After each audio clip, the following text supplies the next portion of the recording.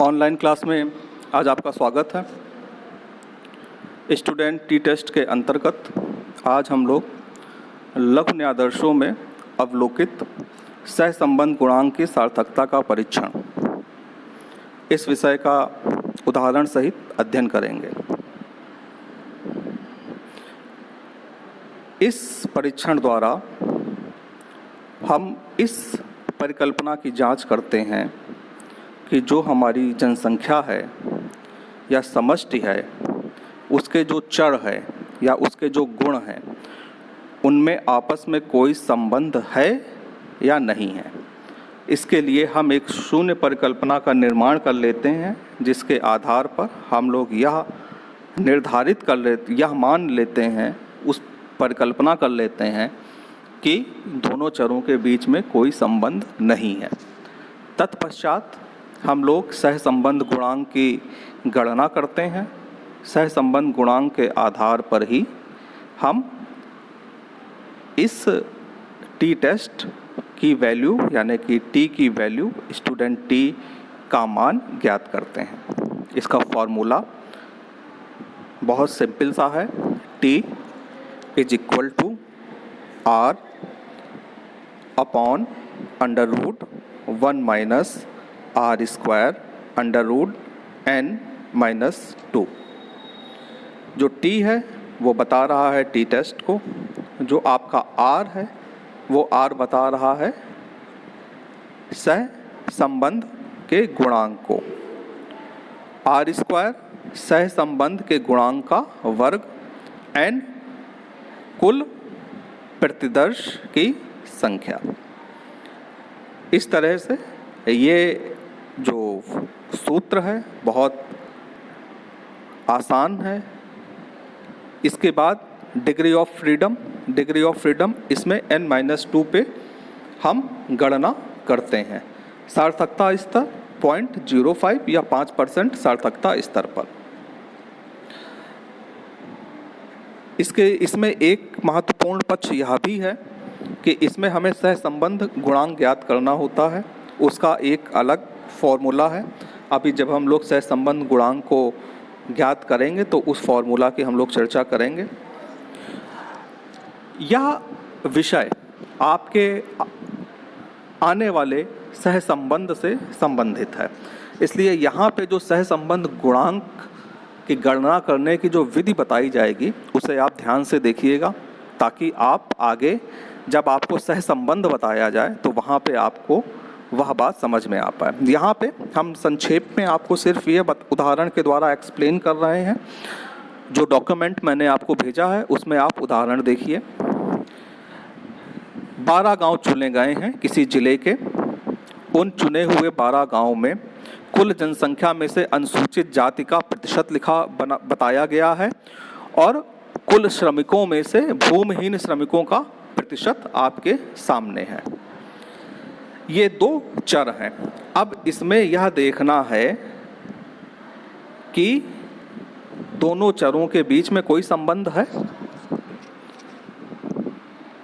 संबंध का मतलब है कि जैसे जैसे अनुसूचित जाति का प्रतिशत बढ़ता जाता है वैसे वैसे भूमिहीन श्रमिकों का भी प्रतिशत बढ़ता जाता है, या जैसे जैसे अनुसूचित जाति का प्रतिशत घटता जाता है भूमिहीन श्रमिकों का बीच में का भी प्रतिशत घटता जाता है। यानी कि दोनों के बीच में सकारात्मक संबंध है, नकारात्मक संबंध है या कोई संबंध नहीं है।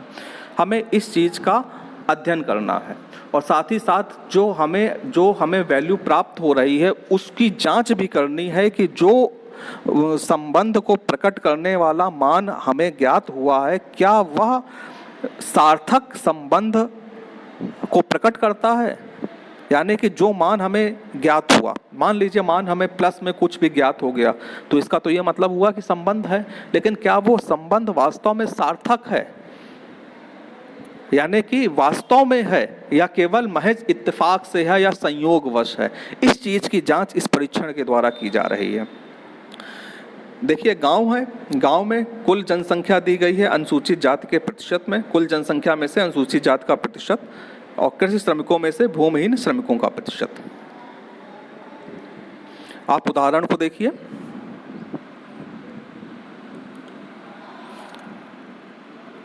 इस उदाहरण में जैसा कि स्पष्ट है, आप लोग देख पाएंगे। इस उदाहरण में स्पष्ट रूप से आप देख पाएंगे कि दिया गया है 12, संख्या इनकी 12 है। ये यादृच्छिक रूप से चुने गए हैं, रैंडमली सेलेक्टेड हैं। कुल जनसंख्या में से अनुसूचित जाति का प्रतिशत ए का 2.8, बी का 8.6, सी का 1.8, डी का 4.8, ई का 4.8, एफ का 2.0, जी का 6.7, एच का 2.2, आई का 5.7, जे का 7.3, के का 6.3, एल का 2.6। और कृषि श्रमिकों में से भूमिहीन श्रमिकों का प्रतिशत ए का 38.9, बी का 33.7, सी का 40.6, डी का 22, ई का 29.5, एफ का 4.9, जी का 37.6, एच का 2.6, आई का 28.2, जे का 33.2, के का 65.8 और एल का 3.7 है। अब देखिए, आपको सबसे पहले अगले पेज को जो मैंने भेजा है उसे देखिए। गांव, एक को हमने x कहा है, एक को हमने y कहा है। हमने x किसे कहा है? हमने x कहा है कुल जनसंख्या में अनुसूचित जाति का प्रतिशत। इस चर को हमने x कहा है। कृषि श्रमिकों में से भूमिहीन श्रमिकों का प्रतिशत, इसको हमने y कहा है। अब हमें टी परीक्षण द्वारा जांच करनी है कि समग्र में सहसंबंध गुणांक शून्य है, अर्थात अर्थहीन है या सार्थक है। तो इसके लिए हमें टी का जो फॉर्मूला है वो यहाँ पर क्रियान्वित करना है, लेकिन उसके क्रियान्वयन के लिए सबसे पहले हमें r की वैल्यू ज्ञात करनी होगी, अर्थात हमें सहसंबंध गुणांक का आकलन करना होगा। सहसंबंध गुणांक के आकलन के लिए हम तीन चीजें ज्ञात करते हैं। ये जो आपका x है, इस x का स्क्वायर ज्ञात करते हैं। जो y है, y का स्क्वायर ज्ञात करते हैं और x और y दोनों का गुणनफल ज्ञात करते हैं। देखिए अगली टेबल, ये जो सारणी दी गई है पेज नंबर 3 पे, यहाँ पे गांव है, सारे गांव को लिखा गया है। उन गांवों के सामने उनके x और y मूल्यों को लिखा गया है। ठीक है। अब उसके बाद वाले कॉलम में हमने सबसे पहले हमने x के सारे मान लिख लिए। 2.8, 8.6, 1.8, 4.8, 4.8, 2.0, 6.7, 2.2, 5.7, 7.3, 6.3, 2.6। ये क्या हो गई? ये x की वैल्यू हो गई। x की सारी वैल्यू को हम जोड़ लेते हैं तो इसको कहा गया है सिग्मा x। तो ये जो सिग्मा x है ये है 55.60। ठीक। अब हम x स्क्वायर ज्ञात करते हैं। x स्क्वायर का मतलब होता है 2.8 गुणे 2.8, 8.6 गुणे 8.6, 1.8 गुणे 1.8, 4.8 गुणे 4.8। इसी तरीके से x में x का गुणा करके हम ये वैल्यूज ज्ञात कर लेते हैं। जैसे कि x1 में जो वैल्यू आई है उस वैल्यू को हमने देख सकते हैं कि 7.84, फिर 73.96, फिर 3.24, फिर 23.04, फिर 23.04, फिर 4.0, फिर 14.89, फिर 4.84, फिर 32.49, फिर 53.29, फिर 39.69 और 6.76। फिर हमने जैसे कि सिग्मा x किया था उसी तरीके से हम सिग्मा x स्क्वायर कर लेते हैं। तो हमारा सिग्मा x स्क्वायर आता है 317.08। ठीक है। इसके बाद में y, हम सबसे पहले सिग्मा y, जैसे कि हमने सिग्मा x ज्ञात किया था, सिग्मा y ज्ञात कर लेते हैं। फिर y स्क्वायर यानी कि y में y का गुणनफल करके ज्ञात कर लेते हैं और उसको जोड़ करके हम सिग्मा y स्क्वायर ज्ञात कर लेते हैं।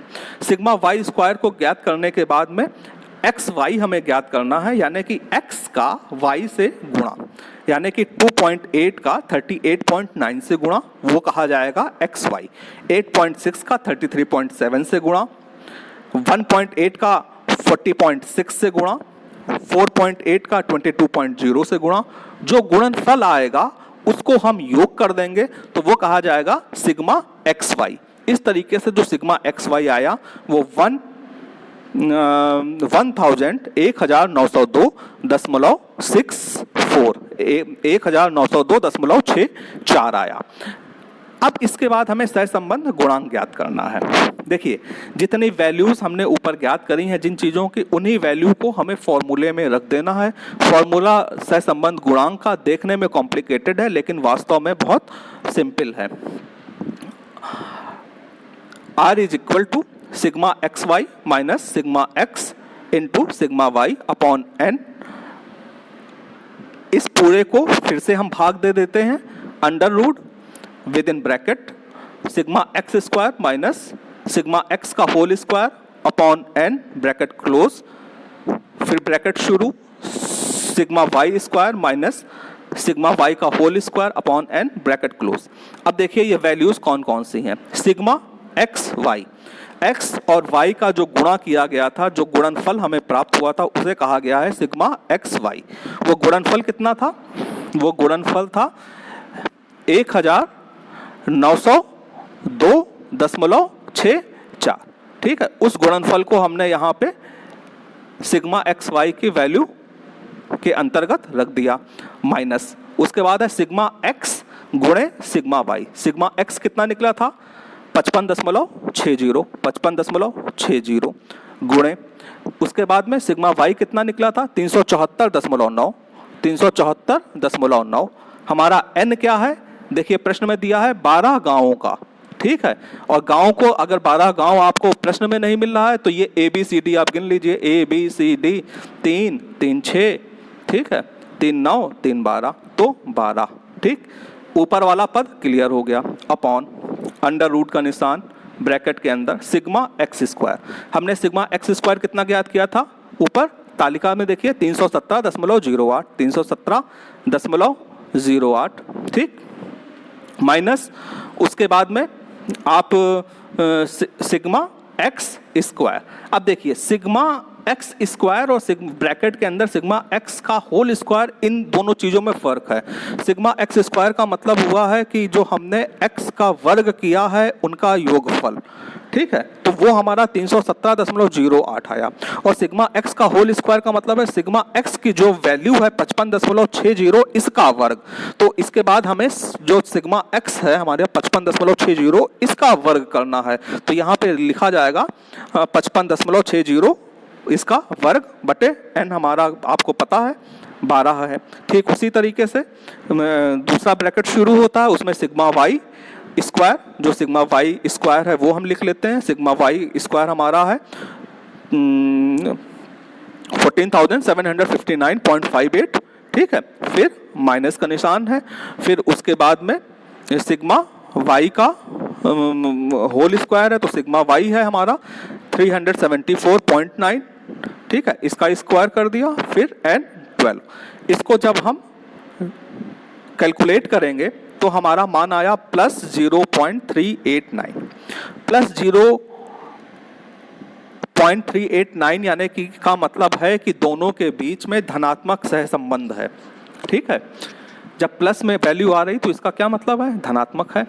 लेकिन अब हमें सार्थकता का परीक्षण करना है कि क्या यह वास्तव में ये जो संबंध आ रहा है वो सार्थक है, क्या वास्तव में संबंध है या संयोगवश संबंध है।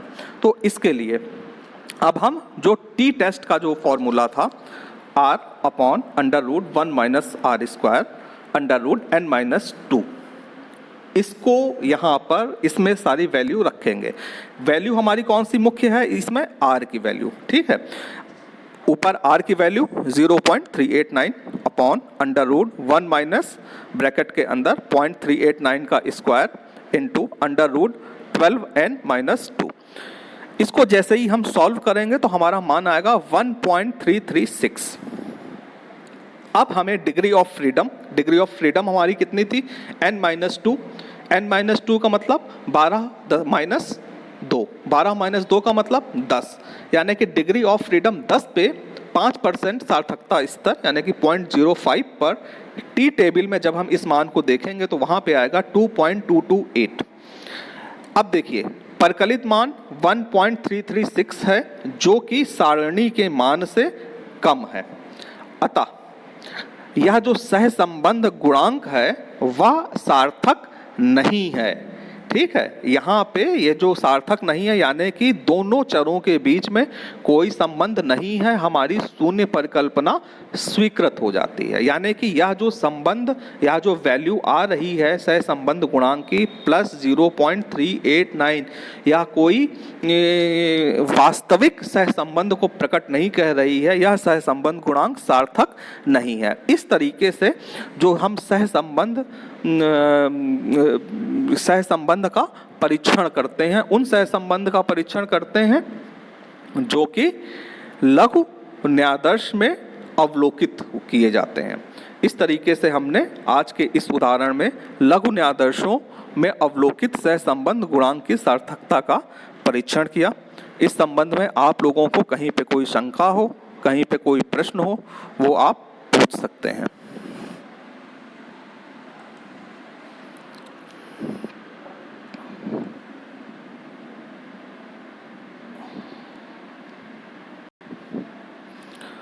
हाँ, अनुराधा, अनुराधा, हरिकांत राय,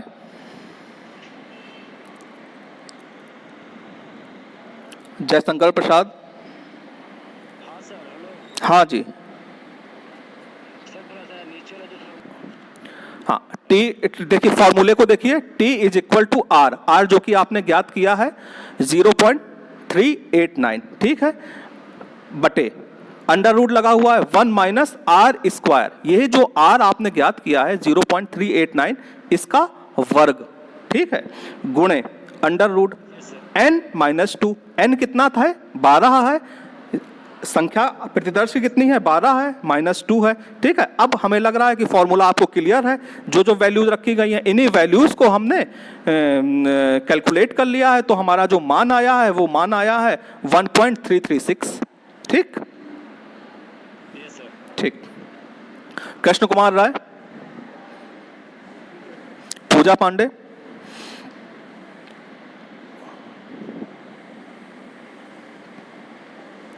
पूनम कुमारी,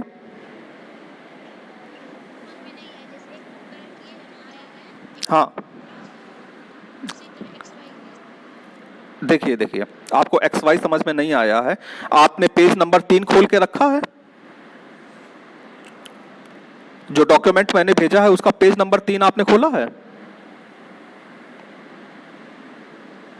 हेलो रोशनी कुमारी,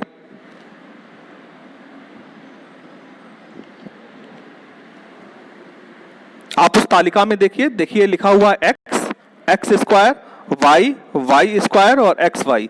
देखिए ये जो एक्स का मान है ये हमें प्रश्न में दिया गया है, ये जो वाई का मान है ये हमें प्रश्न में दिया गया है। हमने सभी एक्स की वैल्यूज को जोड़ लिया, उसको हमने कहा सिग्मा एक्स, हमने सभी वाई की वैल्यू को जोड़ लिया, हमने उसको कहा सिग्मा वाई। हमने एक्स की वैल्यूज का वर्ग निकाल लिया, जैसे कि एक्स की ए गांव की एक्स की वैल्यू 2.8 थी, तो हमने 2.8 का वर्ग निकाल लिया, 2.8 गुणे 2.8 करके। इसी तरीके से A B C D E F G H I J K L सारे गांवों की जो एक्स की वैल्यू थी उनका वर्ग निकाल लिया। उसी तरीके की सारे गांवों की जो वाई की वैल्यू थी उनका हमने वर्ग निकाल लिया, ठीक है। अब हमने जो एक्स स्क्वायर निकल के आया है सारे गांवों का, उन सारे गांवों के एक्स स्क्वायर को जब जोड़ दिया तो उसको हमने कहा सिग्मा एक्स स्क्वायर। उसी तरीके से जब हमने सारे गांवों के वाई स्क्वायर को जोड़ दिया तो उसको कहा सिग्मा वाई स्क्वायर। अब बात आई एक्स और वाई की, जो एक्स की वैल्यू प्रश्न में दी गई है और जो वाई की वैल्यू प्रश्न में दी गई है, जैसे कि ए गांव की एक्स की वैल्यू 2.8 दी गई है और वाई की वैल्यू दी गई है 38.9।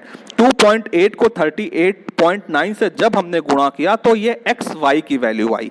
इसी तरीके की बी की एक्स और वाई की जो वैल्यू है उनको गुणा किया तो बी की एक्स वाई की वैल्यू आई। इसी तरीके की सारे गांवों की जो एक्स वाई की वैल्यू आई है, इनको जब हमने जोड़ दिया तो उसको कहा गया सिग्मा एक्स वाई, जो कि आया 1902.64, ठीक है।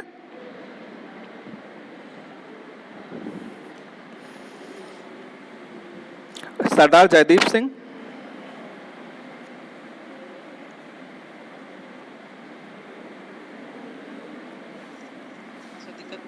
ठीक है। आज के इस व्याख्यान को हम यहीं पे समाप्त करते हैं। कल पुनः हम एक नवीन विषय के साथ आपके सम्मुख उपस्थित होंगे। तब तक के लिए धन्यवाद। इस उदाहरण में स्पष्ट रूप से आप देख पाएंगे कि दिया गया है 12 संख्या, इनकी 12 है। ये यादृच्छिक रूप से चुने गए हैं, रैंडमली सेलेक्टेड हैं। कुल जनसंख्या में से अनुसूचित जाति का प्रतिशत ए का 2.8, बी का 8.6, सी का 1.8, डी का 4.8, ई का 4.8, एफ का 2.0, जी का 6.7, एच का 2.2, आई का 5.7, जे का 7.3, के का 6.3, एल का 2.6। और कृषि श्रमिकों में से भूमिहीन श्रमिकों का प्रतिशत ए का 38.9, बी का 33.7, सी का 40.6, डी का 22, ई का 29.5, एफ का 4.9, जी का 37.6, एच का 2.6, आई का 28.2, जे का 33.2, के का 65.8 और एल का 3.7 है। अब देखिए, आपको सबसे पहले अगले पेज को जो मैंने भेजा है उसे देखिए। गांव एक को हमने x कहा है, एक को हमने y कहा है। हमने x किसे कहा है? हमने x कहा है कुल जनसंख्या में अनुसूचित जाति का प्रतिशत। इस चर को हमने x कहा है। कृषि श्रमिकों में से भूमिहीन श्रमिकों का प्रतिशत, इसको हमने y कहा है। अब हमें टी परीक्षण द्वारा जांच करनी है कि समग्र में सहसंबंध गुणांक शून्य है, अर्थात अर्थहीन है या सार्थक है। तो इसके लिए हमें टी का जो फॉर्मूला है वो यहाँ पर क्रियान्वित करना है, लेकिन उसके क्रियान्वयन के लिए सबसे पहले हमें आर की वैल्यू ज्ञात करनी होगी, अर्थात हमें सहसंबंध गुणांक का आकलन करना होगा। सहसंबंध गुणांक के आकलन के लिए हम 3 चीज़ें ज्ञात करते हैं। ये जो आपका x है, इस x का स्क्वायर ज्ञात करते हैं।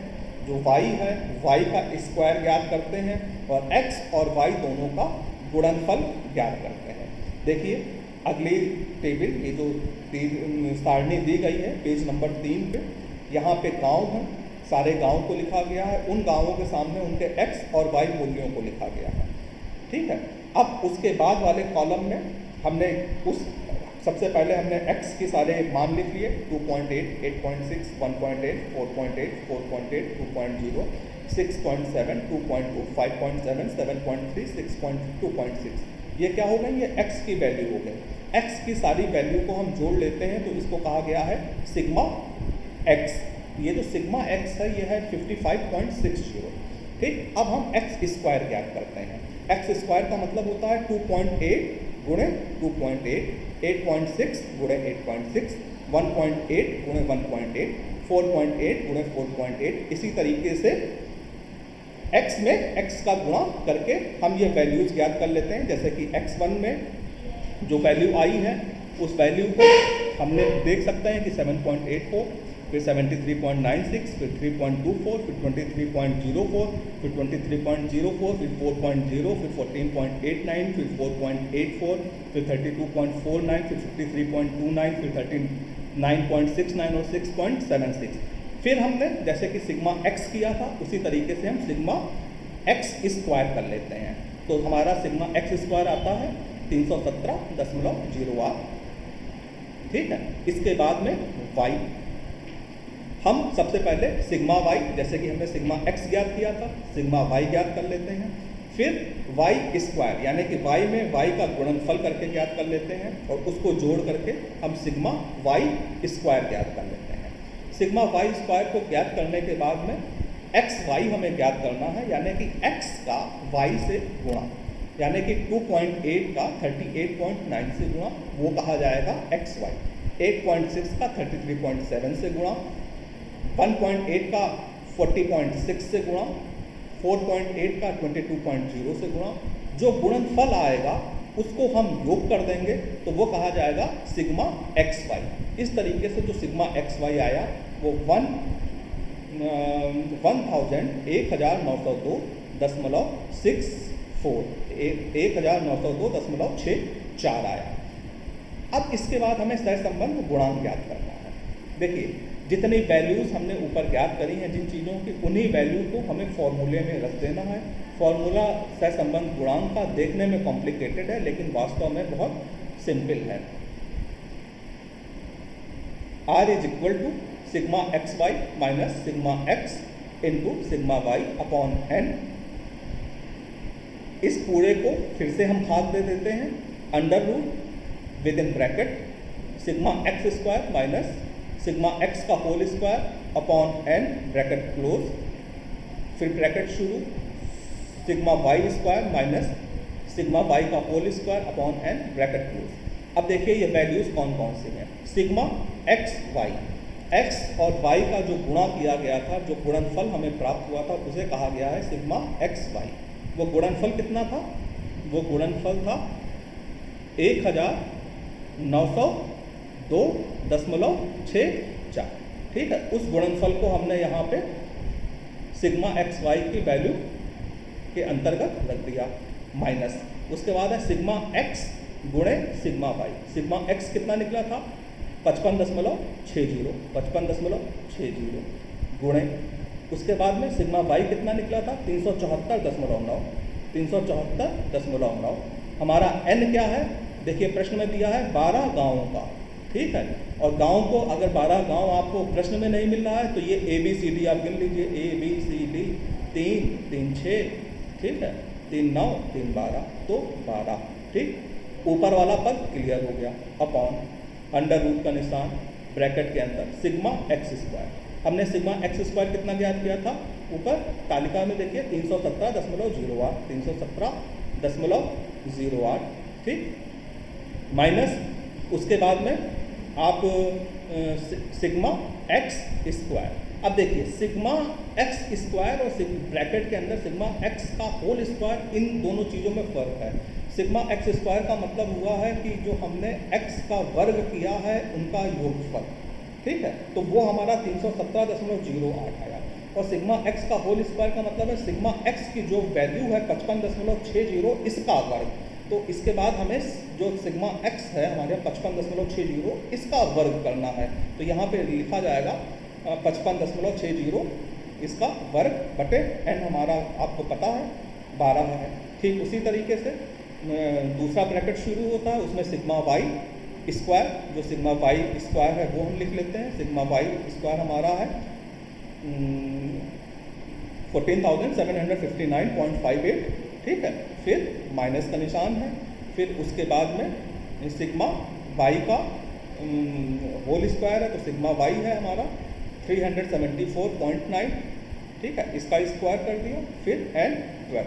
इसको जब हम कैलकुलेट करेंगे तो हमारा मान आया प्लस 0.389, प्लस 0.389, यानी कि का मतलब है कि दोनों के बीच में धनात्मक सहसंबंध है। ठीक है, जब प्लस में वैल्यू आ रही तो इसका क्या मतलब है? धनात्मक है। लेकिन अब हमें सार्थकता का परीक्षण करना है कि क्या यह वास्तव में ये जो संबंध आ रहा है वो सार्थक है, क्या वास्तव में संबंध है या संयोगवश संबंध है।